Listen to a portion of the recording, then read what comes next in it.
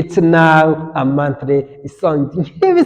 We go, we move, we burn, we chill, we make things happen. Buri kwezi tukugezaho indirimbo eshanu. But then muri izo eshanu dukuramo eshatu zabaye selected. And then tugakuramo ebyiri muri za zindi zo muri Afro. Bigahita bikora indirimbo eshanu. Eshanu bivuze ngo mu kwezi kwacu.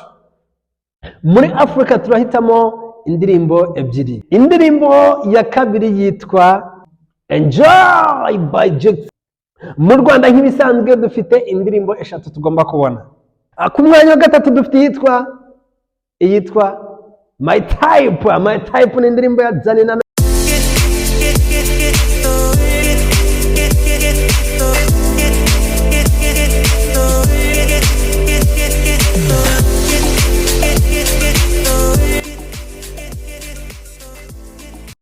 Alright, reka tuvuge ngo wahisemo neza nimba ukomeje gukurikira platform yacu ku mirongo itandukanye, kuri social media zitandukanye, kudukurikira kuri YouTube. Wahisemo neza nimba wakoze subscribe, wahisemo neza nimba warayikinze iki kiganiro, wahisemo neza nimba waduhaye comment, wahisemo neza niba waduhaye follow kuri Instagram, nimba waduhaye follow kuri TikTok, waduhaye follow kuri Facebook, kuri Thread, kuri Twitter, hose turahari, twitwa The Table Official, twitwa Fred.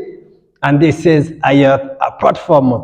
Turi kuwa mbere tariki 31 z'ukwa karindwi umwaka wa 2023. Today it's a special day. It's an end of month where we have different topics, but then we have different parts as usual. But today it's special. Uyu munsi dufite ibice bitandukanye by'ikiganiro. Igice cya mbere kiraba kigizwe n'icyumweru nyirizina to kubwira ibyaranze icyumweru. But then igice cya kabiri kiraba kigizwe n'ibyaranze ukwezi kose. Guess what? Tugufitiye igice cya entertainment as usual. Aho dufite topics zitandukanye. Turaza kuvuga ku nkuru z'akababaro zaranze iki cyumweru. Turaza kandi kuvuga kuri entertainment, abahanzi batandukanye cyangwa se ibyamamare byagiye bikora ubukwe muri weekend yatambutse. Turaza kuvuga kandi ku bitaramo byaranze iki cyumweru. Turaza kuvuga ku nkuru zidasanzwe muri entertainment. Guess what? Turaza tujya muri sport. As always turimo kureba friendlies games, turimo kureba pre-season cyane Premier League teams. Twabonye amakipe menshi hatana, but what happened?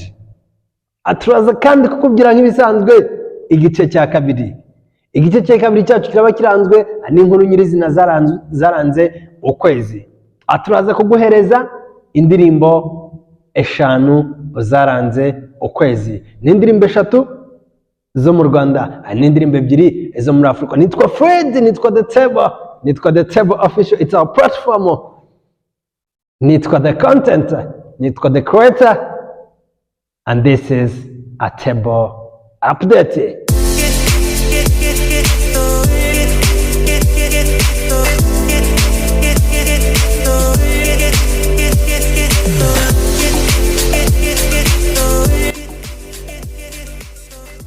Back, it's a Fred, it's The Table.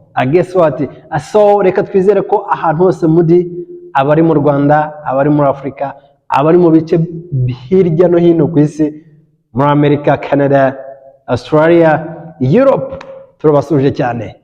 Nimba utarakora subscribe, make it. So today tutangira tuvuga ngo twizere ko bimeze neza. Naho bitameze neza, tomorrow bishobora nanone kutamera neza, but the day after tomorrow bikagenda neza. We hope. Kubarwaye, we pray and we believe ako bizagenda neza. Ni kuwa mbere rero, ni kuwa mbere, but then muri iki cyumweru twagize inkuru y'akababaro yitwa Junior Multi System. Junior Multi System numwe mu byamamare byari bikomeye cyane mu Rwanda, ndetse bigikomeye kubera ko nubwo yatashe still aracyari mu mitima y'abantu. Junior Multi System yakoze indirimbo zitandukanye, yagiye agirana imishinga itandukanye n'abahanzi bo mu Rwanda. Si ibyo gusa, yagiye agirana amakarabozi cyangwa se agakora indirimbo z'abanyamahanga. So but today turimo kuvuga Junior Multi System witabye Imana. Junior Multi System numwe mu bantu cyane bagiye bakorana n'amagurupe atandukanye, cyane yari menyerewe mu Rwanda yitwa Urban Boys. Urban Boys yagiye yerekana ko indirimbo nyinshi zayo nka 80% zakozwe n'uwitwa Junior Multi System. si ibyo gusa n'izindi zitandukanye. So reka twifurize umuryango wa Junior Multi System gukomeza kwihangana, ndetse nawe Imana imuhe iruhuko ridashira, aruhukira mu mahoro. Rest in peace a Junior. But today tugiye kukubwira zimwe mu ndirimbo umuproducer a Junior Multi System yaba yarashizemo akaboko cyangwa se yaba yarakuze. Ni indirimbo zakunzwe cyane guhera muri za 2010 na kangahezo, icyo gihe cyose akugeza amagingo yaragikora indirimbo. So tumwifurije iruhuko ridashira. So the songs that this guy has applied, the first one hari indirimbo ya Urban Boys yitwa bibaye ni imwe mu ndirimbo yakozwe na Junior Multi System. Dufite kandi iyitwa Reka Mfukame ni ya Urban Boys, nayo ni indirimbo yakozwe na Multi System. Dufite indirimbo yitwa Niko Nabaye, dufite indirimbo yitwa Umfatiye Runini, dufite indirimbo yitwa Caguwa, dufite indirimbo yitwa Ibidashoboka by Knowless, dufite kandi indirimbo yitwa Fata, dufite indirimbo yitwa Nkomeza, dufite indirimbo yitwa Icyaha Ndacyemera by Queen Cha, dufite kandi indirimbo yitwa Alone by Queen Cha, dufite indirimbo yitwa Too Much yahuriyemo n'abastari batandukanye, dufite indirimbo yitwa Ntujya Uhinisha by Boss Melody, dufite indirimbo yitwa Ambaka, dufite indirimbo yitwa Ngenda Gukunda, dufite indirimbo yitwa Byarakomeye by Knowless, dufite indirimbo yitwa Kubwawe by Uncle Austin, ndetse dufite indirimbo yitwa Urara ya King James. Nanone iya nyuma twabateguriye yitwa Kizimyamoto, ni indirimbo ya Asaf Madiba afatanyije n'uwitwa Akwencha. So then izo ni zimwe mu ndirimbo twari twabateguriye zaranze umunyamuziki cyangwa se producer Junior Multi System. Ni umwe mu bantu nyine bitabye Imana bazize uburwayi. So ibyamamaro bitandukanye byagiye byerekana ko bibabajwe cyangwa se bishenguwe no kugenda cyangwa se no gutabaruka k'uyu mugabo. Yakoze ibikorwa bikomeye ku buryo buri wese nyine atakwifata ngo areke kuvuga ngo Junior Multi System rest in peace.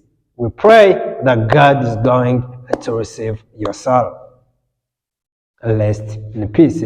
So byari ibyo but nubwo wenda tuba haba hari abagize agahinda, haba hari ababaye, but still haba hari n'abandi nyine bagize ibyishimo, abari n'abandi nyine barimo kwishima. So niyo si turimo nyine, hirya barishima, hino bakaba barahi, hagati bikagenda gutya na gutya. But then for us we keep entertainment, we keep saying rest in peace, and then we keep say to those who have celebrated enjoyment.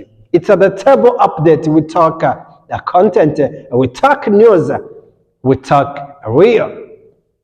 Today turaza tuvuga ubukwe bwaranze ibyamamare muri weekend.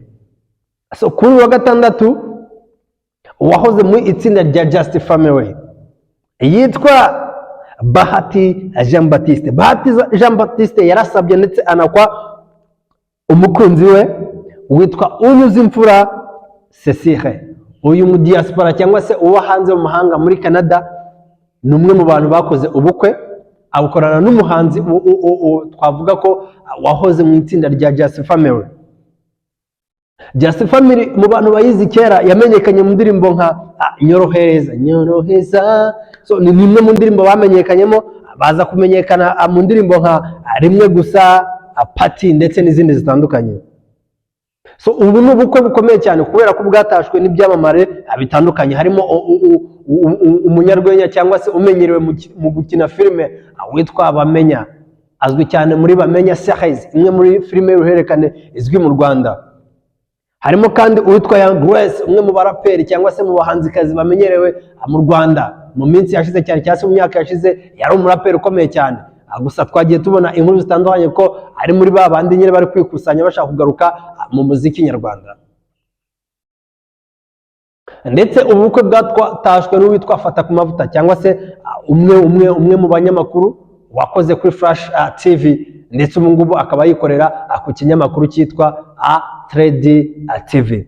So ni ubukwe bwari bukomeye, ni ubukwe bwari buryoshye of course, bwagaragayemo nyine inzenye zitandukanye, harimo amasitari. So ni bumwe mu bukwe nyine tutagombaga gusiga inyuma, ni bumwe mu bukwe tutagombaga kurekera hirya. Twagombaga kuza tukavuga ngo congratulations Bahati with your wife.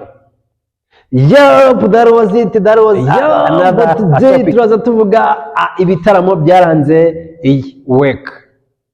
Mu bitaramo byaranze iyi week harimo igitaramo gikomeye cyane cyabaye ku cyumweru tariki 30 cyabereye mu Burundi. Ni igitaramo cyitwa Pre-Music. Ni igitaramo cyari gifite intego igira iti impano yawe niyo mateka ayawe. Impano yawe niyo mateka, bishatse kuvuga ngo kuba ufite impano niho heza hawe. Kuba ufite impano, ni igitaramo gikomeye cyane cyabereye mu Gitega cyangwa se kuri stade ya Ngoma. Iki gitaramo cyatumiyemo abahanzi bakomeye cyane bamenyerewe mu Burundi ndetse no mu Rwanda. Of course niho Primus ikora, niho Primus yengera inzoga. Mu Rwanda hatumiyemo umuhanzi ukomeye cyane witwa Bruce Melody. Umwe uturuka muri company cyangwa se mu nzu ya 155 AM ya Coach Gael. So byagaragaye ko uyu muhanzi nyine ni umwe muri brand ambassador of course wa Primus mu Rwanda. So urumva rero ntabwo yagombaga gusigara, yagombaga kujyayo. So iki cyane cyajemo kirimo uwitwa Akil Kriku wamenyekanye mu ndirimbo yakoranye na Chrisizi, nanone yakoranye na indirimbo Inzoga ni Bobby yakoranye na Bruce Melody. So ni umwe mu bantu nyine nabo bakomeye of course muziki ndundi ndetse no mu Rwanda nyirizina. So cyatumiwe kandi umuhanzi ukomeye cyane witwa Double J, umwe twavugaga nyine ufitanye ubushuti nanone mu muziki nyarwanda, ugenda ukorana nyine n'abahanzi batandukanye, yakoranye n'uwitwa Kenny Soul, akorana n'uwitwa Bruce Melody. So ni umwe mu bahanzi nyine bafite future, bafite abagombaga gutumirwa muri iki gitaramo. So uyu kandi hatumiyemo uwitwa Bifes, nawe ni umuntu ukomeye cyane uzwi mu Burundi, ni umuhanzi ukomeye cyane. So nyine ni igitaramo nyine cyari kimeze neza, cyitabiriwe n'abarundi ndetse mu bigaragara nyine cyari gishyushye. So n'ibindi byose n'ibindi bitaramo byabaye bitandukanye mu Rwanda nyine byagaragaye ko byakuruye abantu benshi. So today turaza tuvuga umujyi wa Musanze. Umujyi wa Musanze ni umwe mu mujyi uri kugenda wikurira abahanzi batandukanye. Uwitwa Juno Kizigenza yaramanutse agenda kubyinira abanyamusanze, aho yagiye aririmba indirimbo nyinshi zimenyerewe kuri album ye. Ni Juno Kizigenza waririmbye indirimbo abantu bose nyine ubona ko bamwishimiye, ni babahanzi nyine. Ni Juno Kizigenza udakunze kujya mu bitaramo cyane, ni Juno Kizigenza nyine ukunze gutigisa imbuga nkoranyambaga cyane. Ni Juno Kizigenza uzwiho kuba indirimbo ze zizwi n'abafana. So yararirimbye arimbana n'abanyamusanze ndetse biracika. So then tukivuga Kenny Soul, tukivuga Juno Kizigenza turaza tuvuga witwa Kenny Soul. Kenny Soul with the stronger than before, nawe yaraje amanuka i Musanze, nawe arabakoma. So that was it. N'ibindi bitaramo bya Afro Women Basketball nayo yarabaga. So witwa Chrisizi nawe yarigaragaje of course, yataramiye abantu. So n'ibindi byose bitandukanye, it was at that. So ni mwe mu bitaramo nyine, ni mwe muri weekend mu Rwanda, ni hamwe muri weekend nyine zitajya zisiga ubusa. So we hope it was that, and let's see at the next topic. The numbers of stories ziba ziri trending, ziba ziri gutrending ahantu hatandukanye, but today we are in USA, Las Vegas. Muri weekend yashize hagaragaye udushya dutandukanye. Kamwe mu ka trending cyane ni umuhanzikazi witwa Kadbi, umuraperi w'umunyamerika. Uyu nguyu ni umwe mu bantu bamenyerewe udushya cyane, uburyo arapamo, uburyo yisanzura ku bantu, uburyo nyine abafite indirimbo ziri gusesereza cyangwa se wenda zitanga message iri hard. You could be turaza tumuvuga mu bamwe nyine bakoze ibitaramo muri Las Vegas. Niki cyabaye? Uyu could be mu kubyina ko yarabyinye kwa kundi nyine abahanzi basabana cyangwa se wenda bagenda nyine bakajya mu mitima y'abafana. Ubu nino abafana abenshi dore ko banyweye n'agasembuye, ubu nino bakamumenaho amayoga. So byagaragaye ko bamwe mu bafana be bari bishimye cyane, bamumenaho inzoga ku kanzu ye nziza ari yambaye, ku nkweto ze nziza zari zigaragara ko zinahenze. Arabireba yumva yanze kwiyakira. Kadbi n'umujinya mwinshi cyane aravuga ati ibi bintu ntago nabyihanganira. What happened? Yafashe mikoro yarari kuririmbisha cyangwa se indangururamajwi ye, hanyuma ayijugunya cyangwa se ayitera umufana. Bigaragara ko iyo mikoro yanamukomerekeje cyane, yakomerekeje uwo umufana wa Kadbi. So ni nimwe mu nyine mu nkuru za trendinze, kutamenya nyine kwifata, ni ibintu tugenda tubona cyane no mu Rwanda, ukabona umuntu nyine amenya inzoga ku musitari. Gusa uyu muraperikazi yanze kubyihanganira, birangira ashwanye cyangwa se akubise microphone umufana. That was it in entertainment.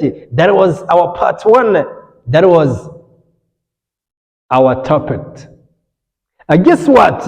We are coming with a spot.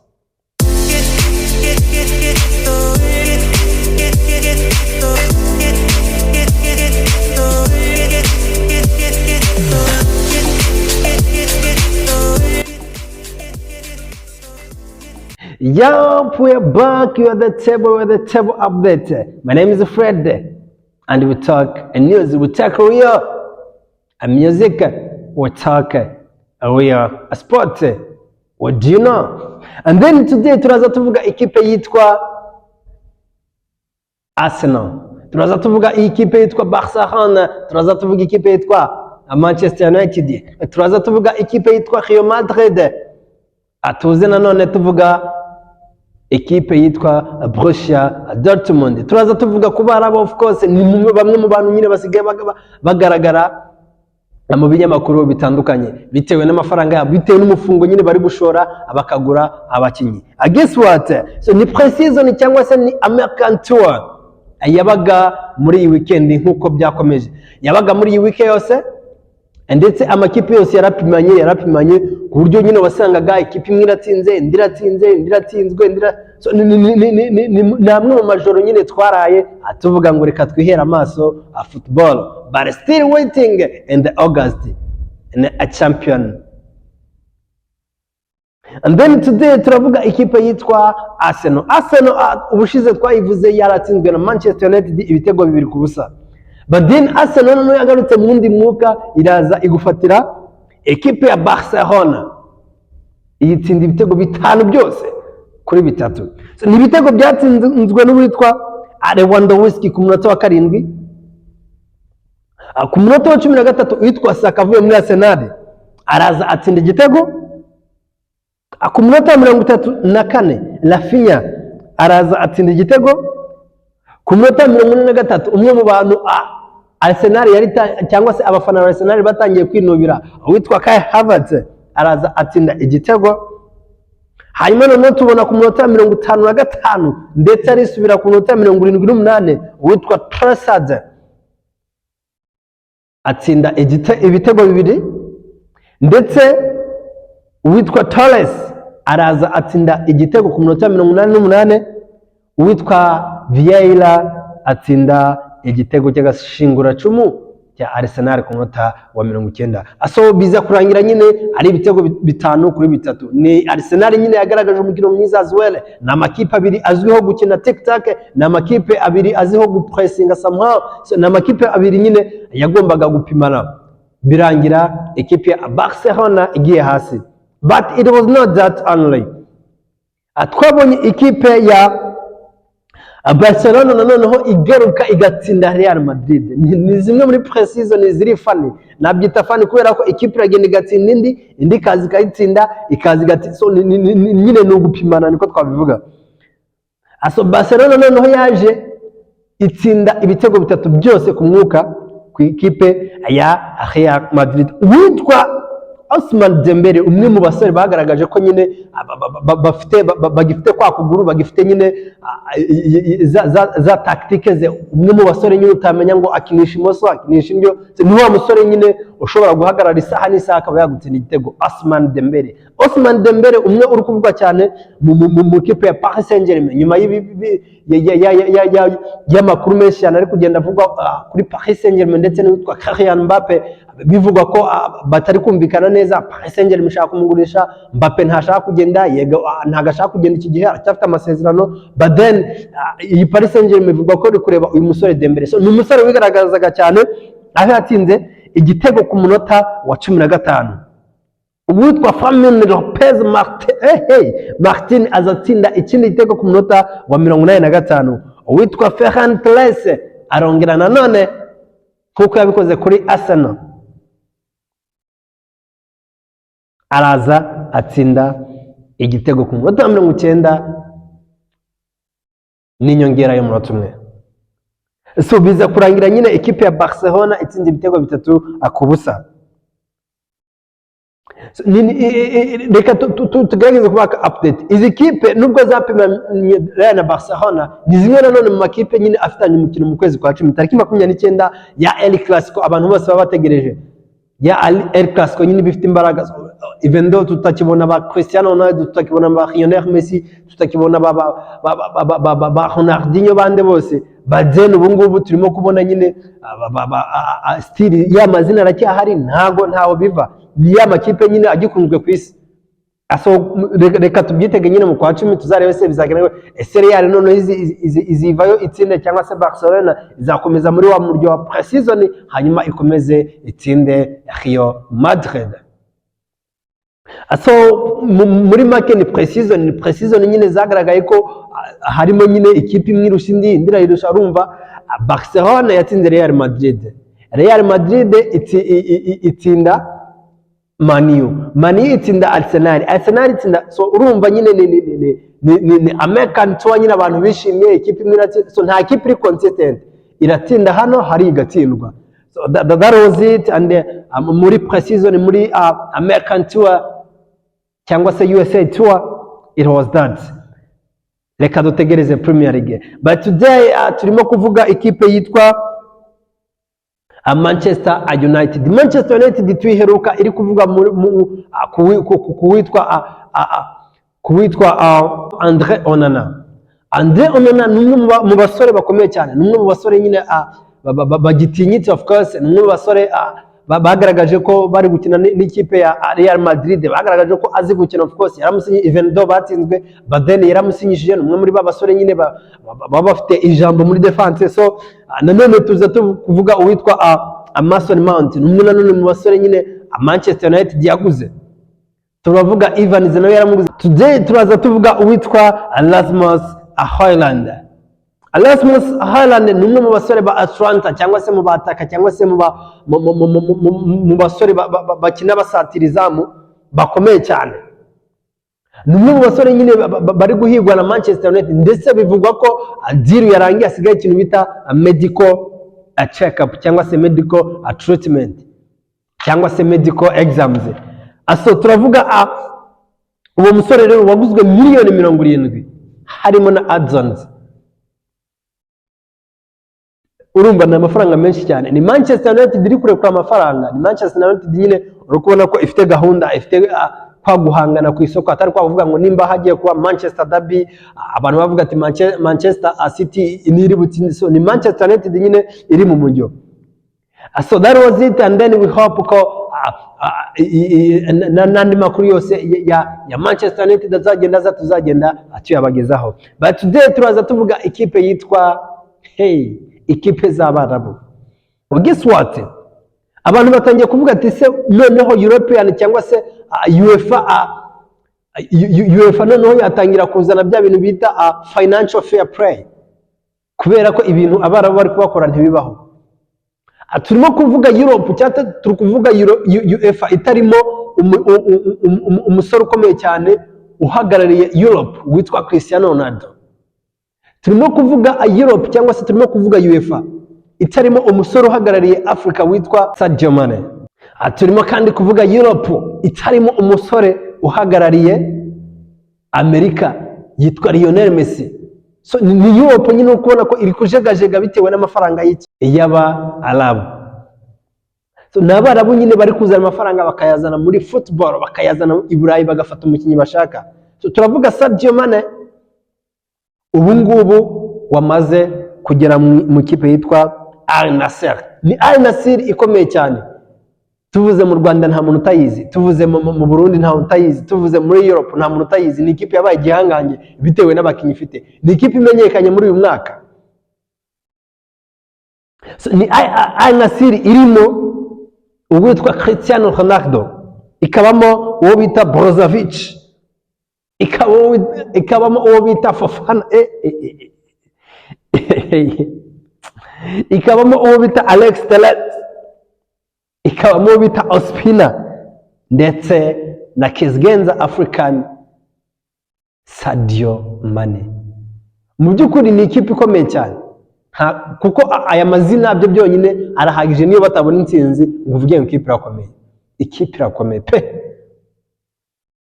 irakomeye. Aso abantu bose bari kuryoherwa na shampiyona yo mu Barabu turabasohoje. And that was it in sport. I guess we are today. Gusa ntago twababura kubabwira ko muri iyi weekend ya Twaranze cyane, muri iyi weekend uwitwa Eden Hazard. Eden Hazard ni umwe mu basore banyuze muri Chelsea, ni umwe mu basore bari muri Real Madrid. But then ku myaka 32 ye bivuga ko agiye kumanika urukweto cyangwa se agiye gusezera umupira. Kubera iki? Uyu musore yanze cyangwa se Real Madrid yanze kumwongerera amasezerano. Nanone nta yindi kipe yigeze igira ute imwifuza. Izo za Al Nassr ntago zigeze zihamagara Sadio, ntago zigeze zihamagara uitwa Eden Hazard. So urumva birababaje cyane. Of course umwe mu basore b'abahanga, umwe mu basore b'ababirigi, umwe mu basore nyine bafite ibihembo bitandukanye, bafite n'ibikombe of course. So reka twizere ko uyu musore nyine n'abaseze umupira tuzamwibuka. Ni umwe mu bantu bari bazi kwiruka pe, babayunga bari bakomeye. Muri Chelsea abantu baramwibuka iyo yacaga ku ruhande, aba defense bari bagatoye. So ni Eden Hazard, buri wese atatinya kuvuga ko ari umukinnyi w'umuhanga. Reka turebe aho bizagana, but aracyafite imbaraga.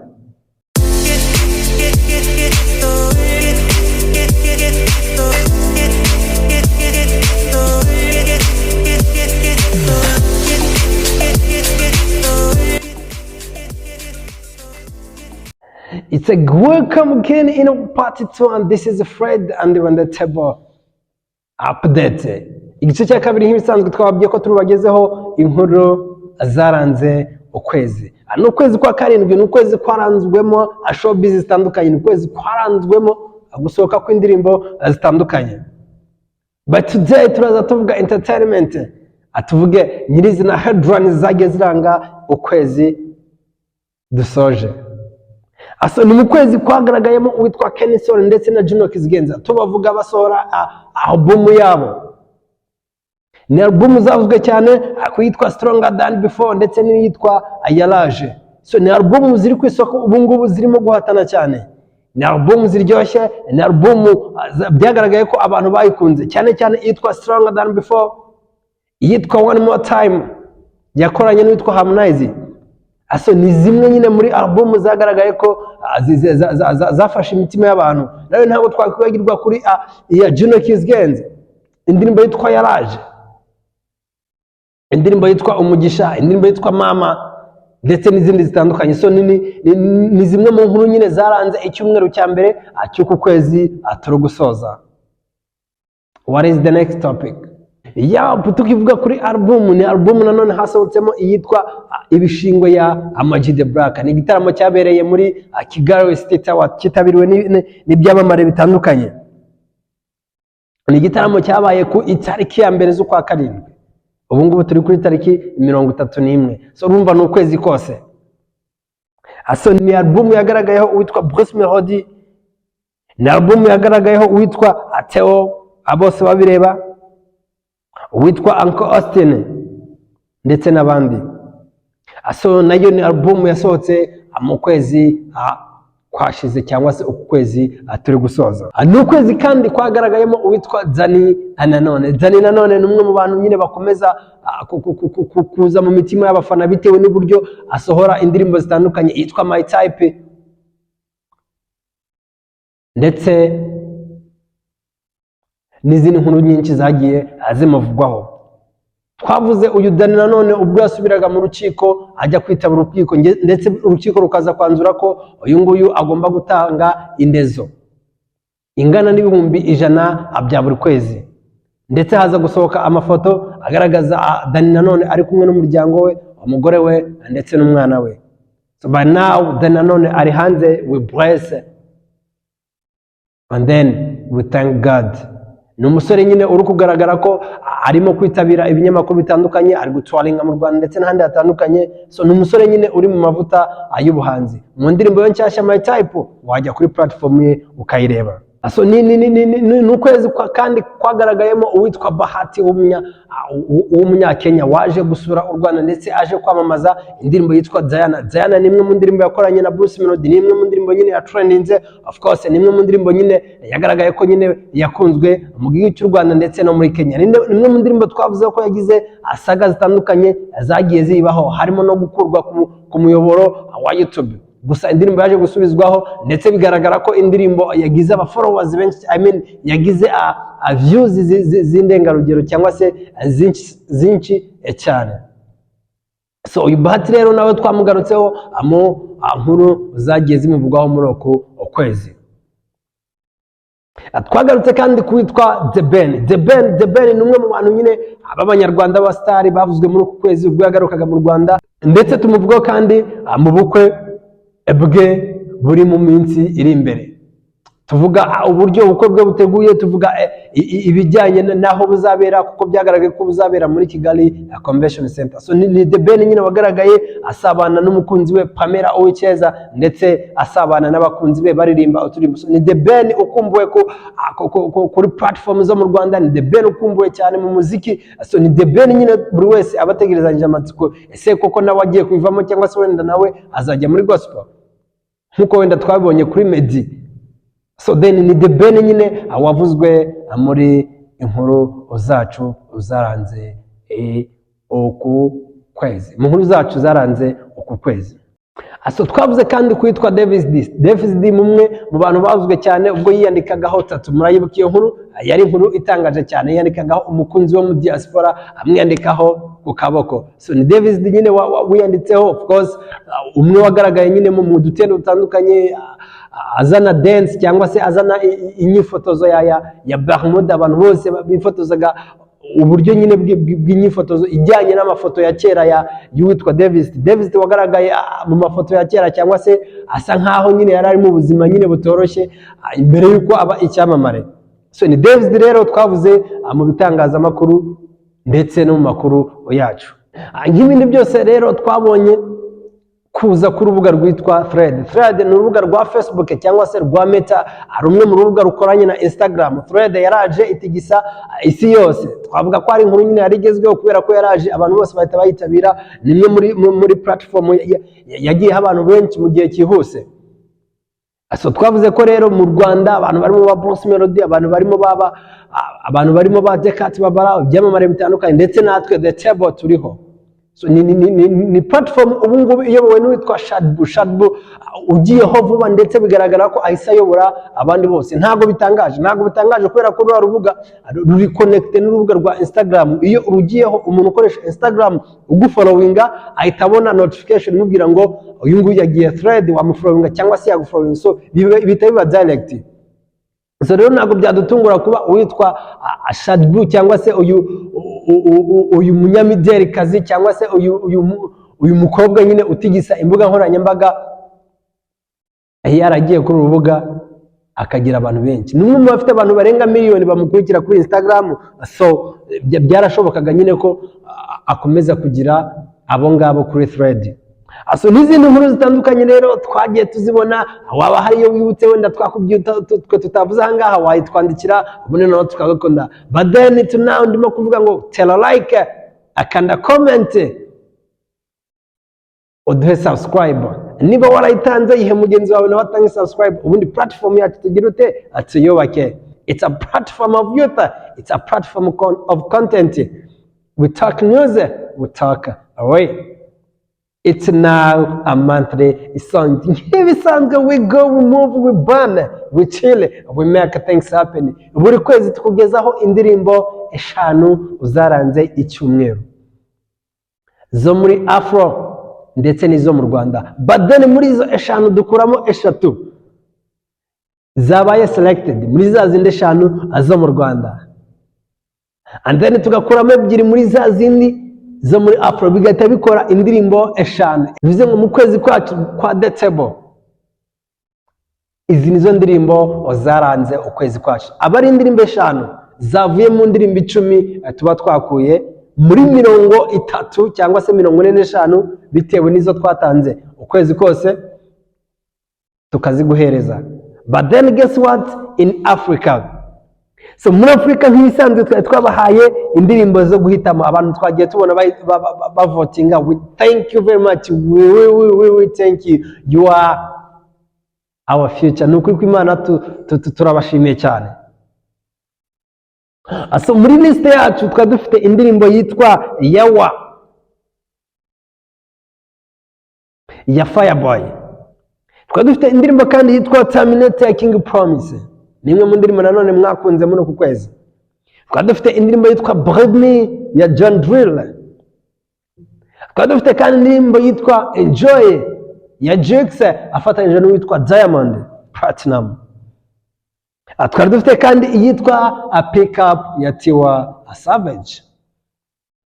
Muri izo ngizo ni zihe wumva ebyiri ziruta izindi? Mwatoye kandi hano ndi kubona amanota, ndimo kubona indirimbo ziri imbere y'izindi.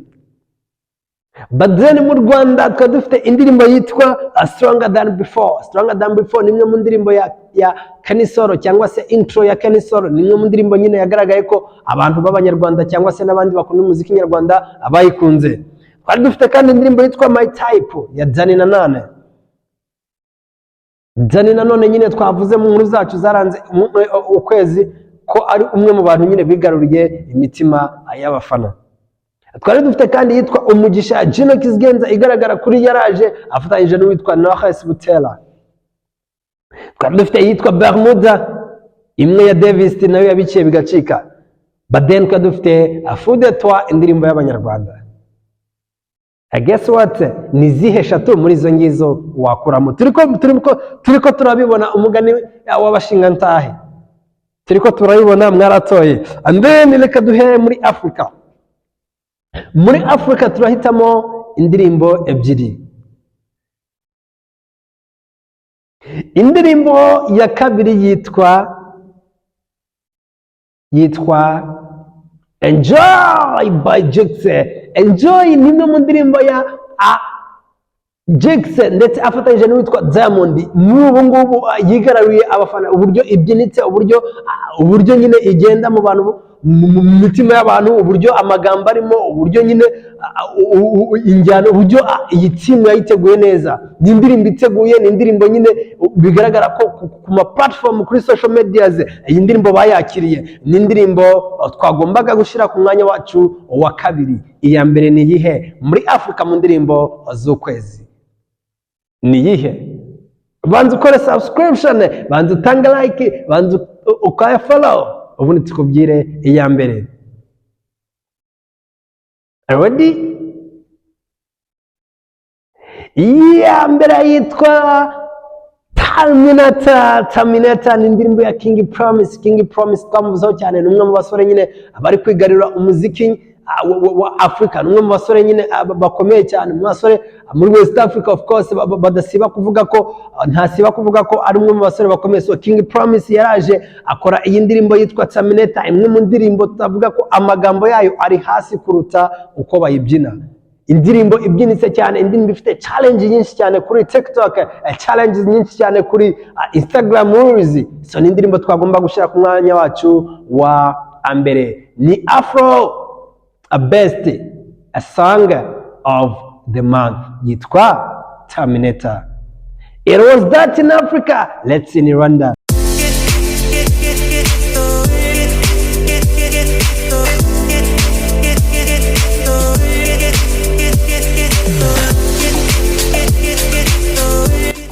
Let's see in Rwanda. Mu Rwanda nk'ibisanzwe dufite indirimbo eshatu tugomba kubona. Reka duhere ku mwanya wa gatatu. Urumva ari yihe? Ku mwanya wa gatatu dufite iyitwa My Type. My Type ni indirimbo ya Dani Nanone, imwe mu ndirimbo yakunzwe cyane, imwe mu ndirimbo ifite video nziza cyane, imwe mu ndirimbo nyine yateguwe koko. So My Type Dani, nyuma yo kuza yo kugarukana n'uwitwa Airways yaraje azana single songs. Iyi ndirimbo bivugwa ko yagiranyemo saga n'uwitwa Bruce Melody, yamusabagamo ko igitero, but then bikarangira uyu musore ayikoze wenyine. But then indirimbo yaraje irakundwa nubwo ari single, ni indirimbo imwe nyine ifite imitima mu ntoki y'abafana ba Zari Nanone ndetse n'abandi bose. So my type twagomba kwishyira ku mwanya wa gatatu. I guess what? The second one, iya kabiri yitwa Fou de toi. Ni imwe mu ndirimbo ikomeye cyane, ni imwe mu ndirimbo iryoshye, indirimbo y'urukundo, indirimbo ibyinitse nyine, abandi bakunda akaziki nyine katihuta. So Fou de toi ni indirimbo ya Element L afatanyije n'uwitwa Lascan ndetse na Kiss Genza Bros Melody. Ni indirimbo imaze igihe kirenga amezi abiri, ndakeka amezi abiri ari kujya kwihirika, iri ku mwanya wa mbere, but today kuri our playlist iri ku mwanya wa kabiri kubera ko tugomba kubona iya mbere. What is the first? Yitwa Bermuda by Davis D.